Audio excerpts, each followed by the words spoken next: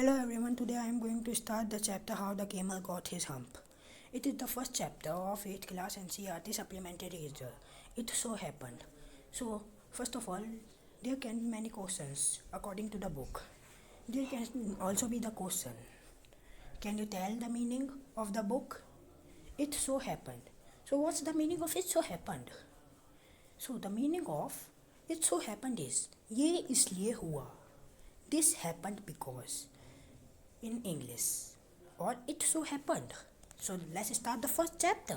How the camel got his hump. The world had just begun and the animals were working for humans. There was one lazy animal that did nothing but and said nothing but humpy. Even the clever jinn was at his wits end. दुनिया की बस अभी अभी शुरुआत हुई थी और जानवर इंसान ह्यूमंस के लिए काम करना शुरू किए थे, लेकिन वहाँ पे एक जानवर, एक सुस्त, एक लेजी जानवर था डिजर्ट के बीच में, जो ना कुछ बोलता था सिवाय हम्प के. Even the clever djinn was his wits end. चालाक जो जिन था उसे भी नहीं पता था ये चाहता क्या है. इसका मतलब है it is wits end. Djinn, what is a djinn? So djinn is a mythological theory of the Arabs. It is referred to a magical person, as there are many other magical persons in mythological stories like warlocks, etc. In the beginning of the world, and the world was new, the animals was just beginning for the man, and there was a camel and he lived in middle of a hollowing desert because he did not want to work. जब शुरुआत हुई थी और दुनिया नई थी, animals जो थे वो उसी समय मैन के लिए काम करना शुरू किए थे. वहाँ पे एक केमल था, वो एक गरम तपते हुए डिजर्ट के बीच में रहता था. हॉलोइंग का मतलब तपता हुआ, बहुत गरम डिजर्ट, उसके बीच में रहता था क्योंकि वो काम नहीं करना चाहता था. He ate sticks and thorns and pickles. वो स्टिक्स खाता था, थ्रोन्स खाता था और पिकल्स खाता था. लकड़ियाँ, कांटे, इधर उधर चीज़ें जो उसे मिल जाती थी डिजर्ट में. And when anybody spoke to him, he said hump, just hump and no more. और जब भी कोई उससे बात करने की कोशिश करता वो बस हम्प बोलता, सिर्फ हम्प, और एक लफ्ज़ भी ज़्यादा नहीं. Presently the horse came to him in Monday morning with a saddle on him in his back and said, Camel, oh camel, come out and trot like rest of us. उसी समय एक घोड़ा आता है उसके पास, उसके पीठ पे एक सैडल होता है. सैडल मतलब बोरी, सैडल मतलब बोरी, सैडल मतलब बोरी.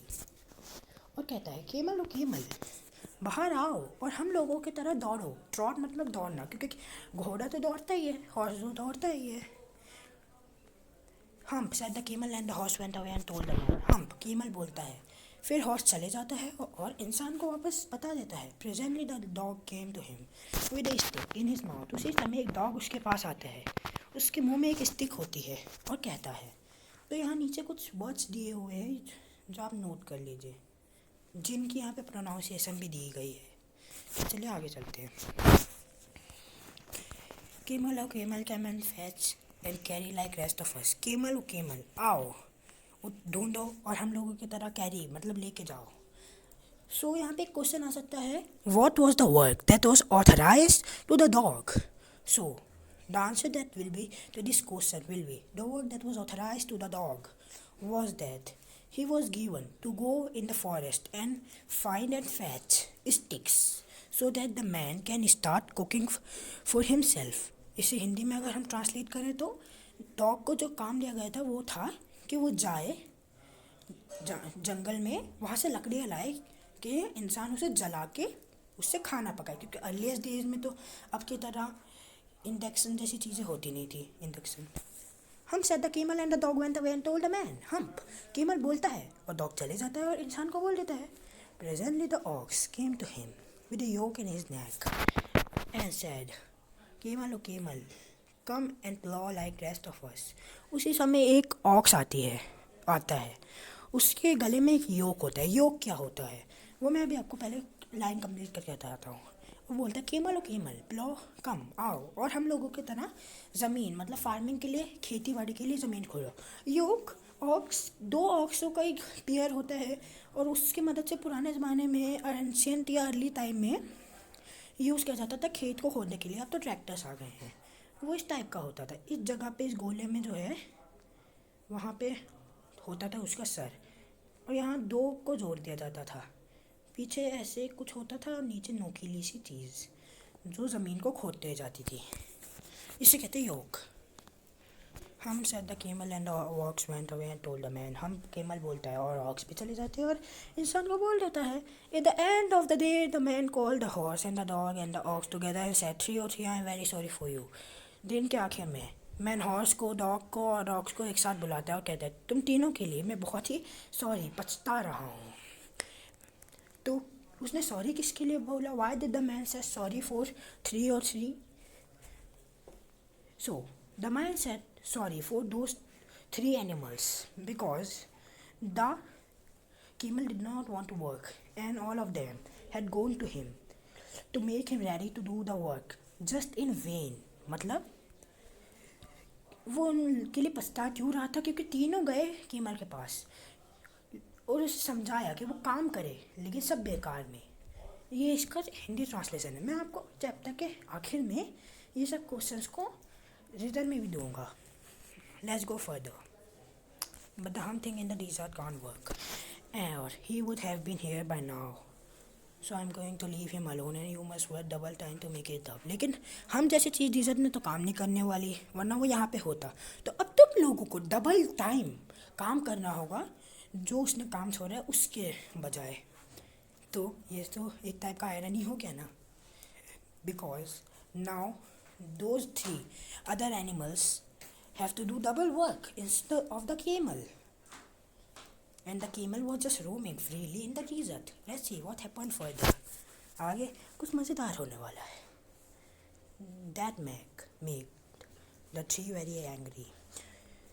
इसने उन तीनों को बहुत गुस्सा दिलाया। And they had held a panchayat on the edge of the desert। और उन्होंने एक पंचायत रखी desert रेगिस्तान के किनारे में। And the camel came down chewing cud and laughed at them। Then he said hump and went away।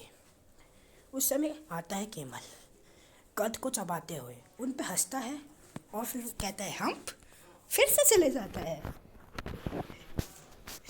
तो कद क्या होता है? कद का आपने मीनिंग पढ़ा ही होगा 7th क्लास के साइंस के बुक में, chapter number 2 nutrition in animals.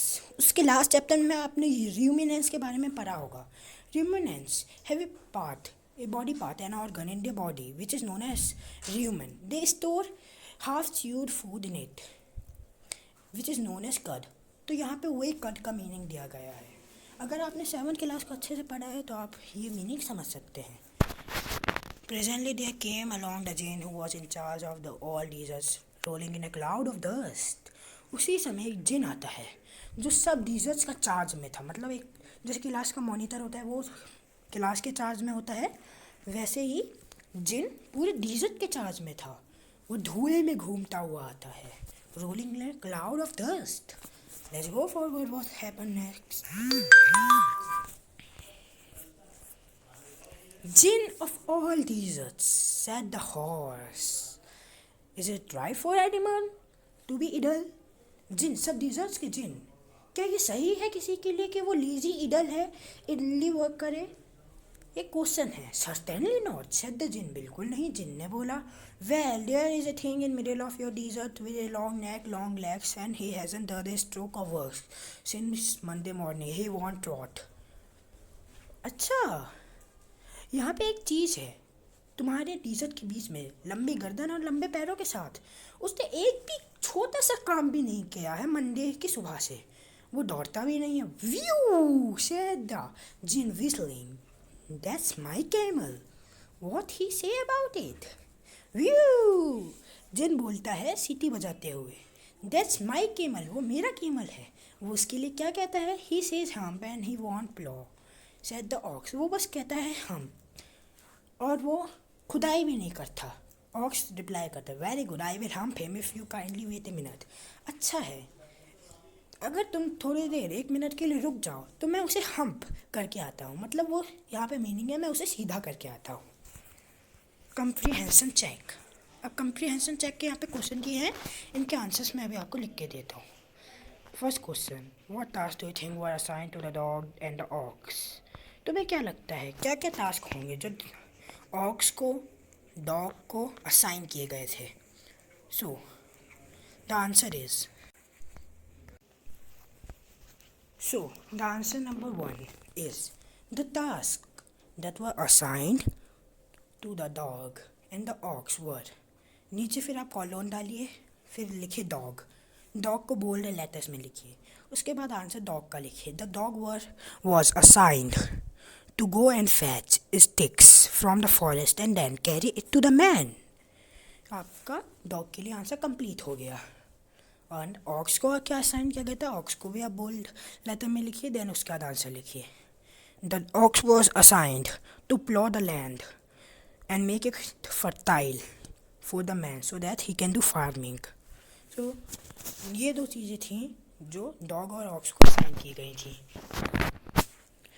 Next question, why did the camel live in middle of the dessert?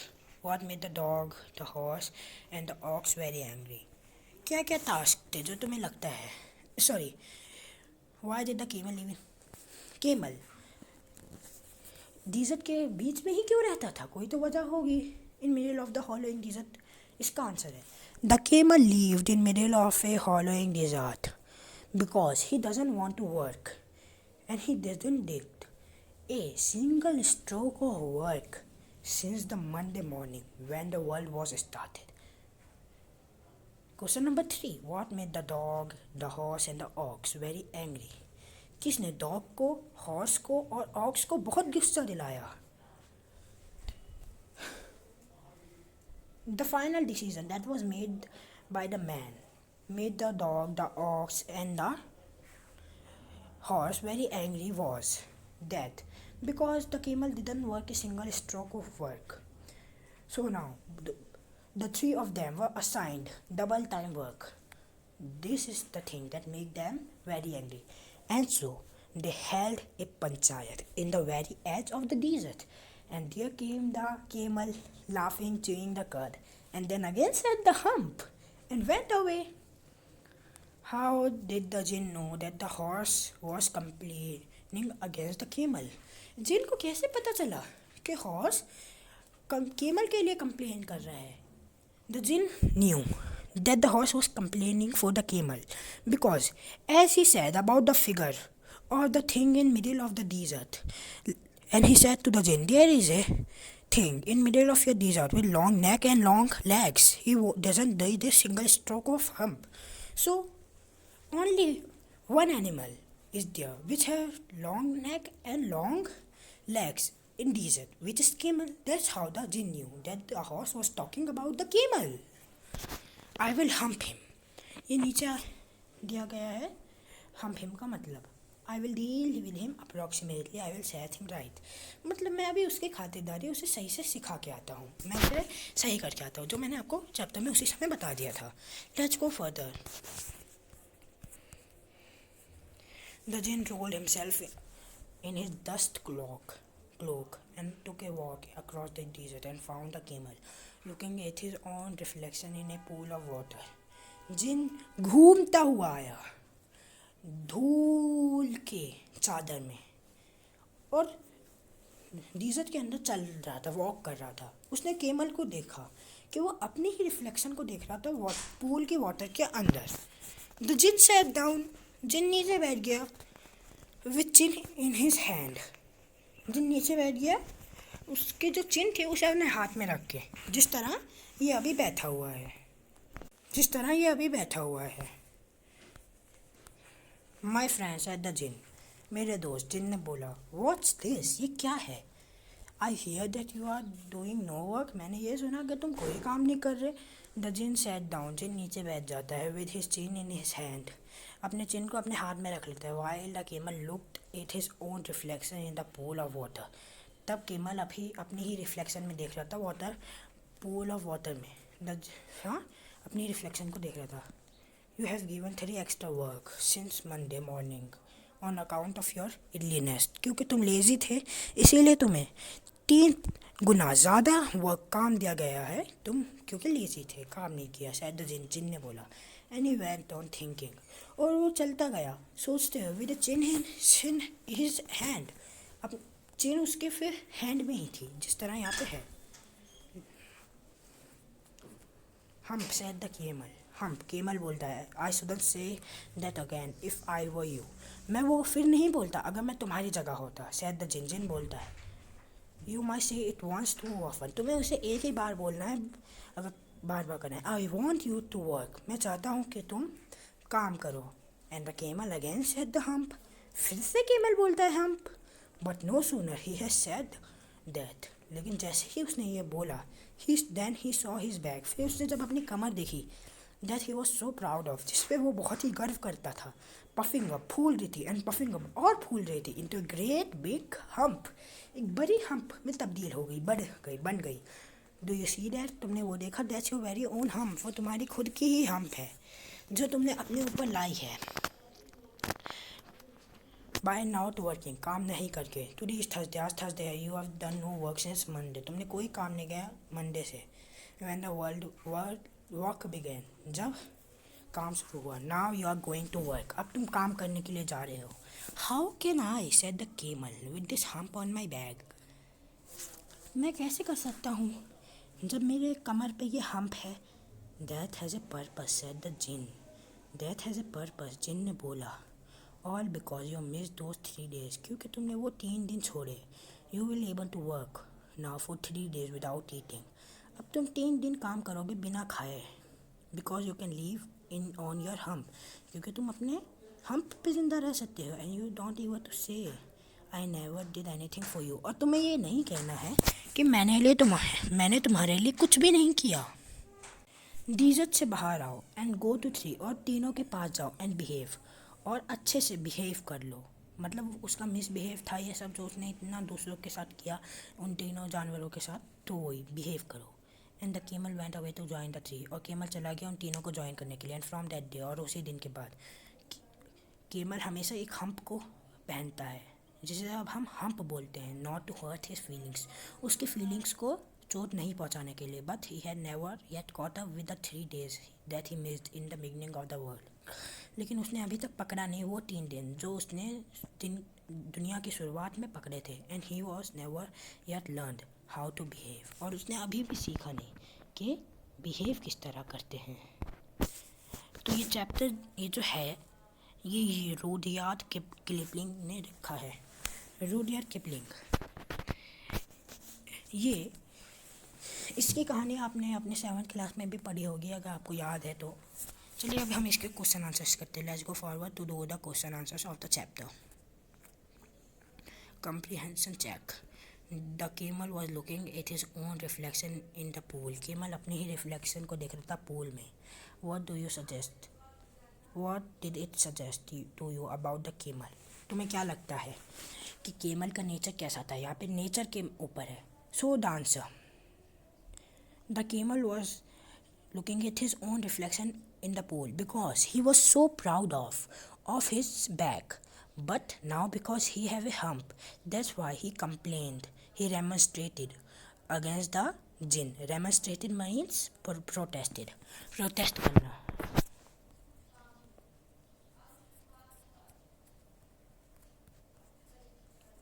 Remonstrated का meaning.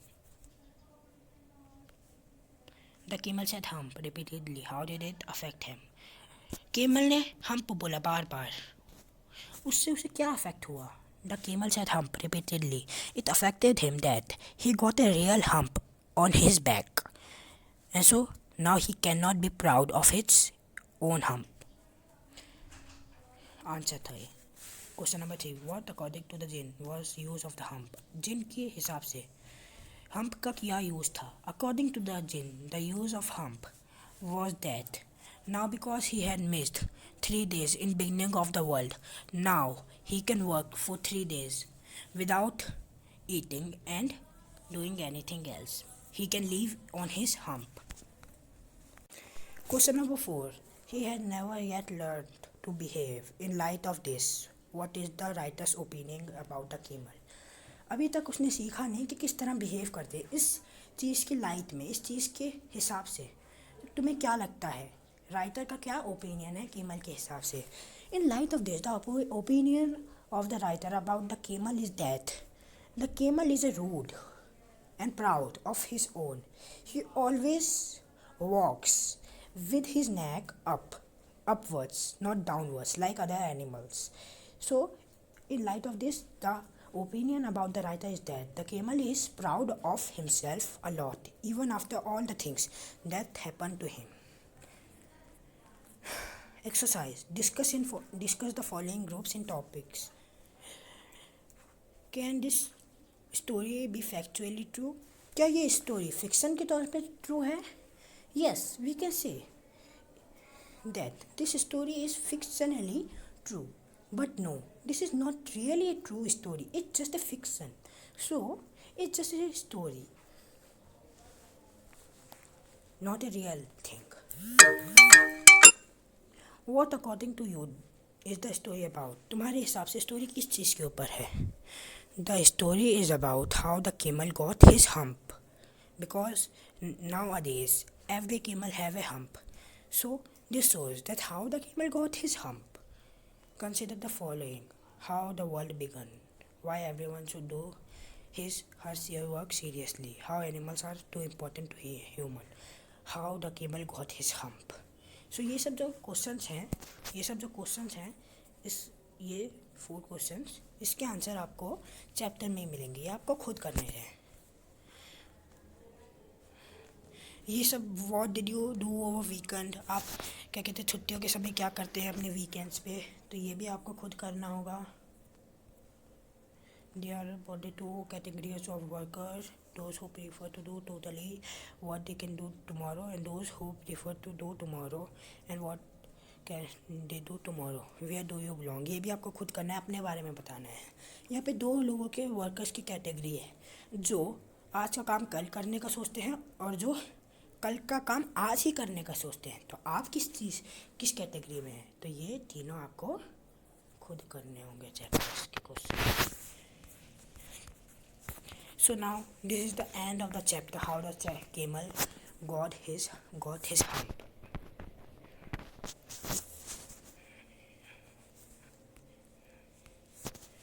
So you just practice this chapter,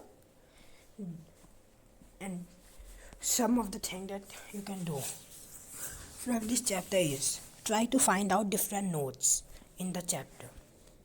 Thank you.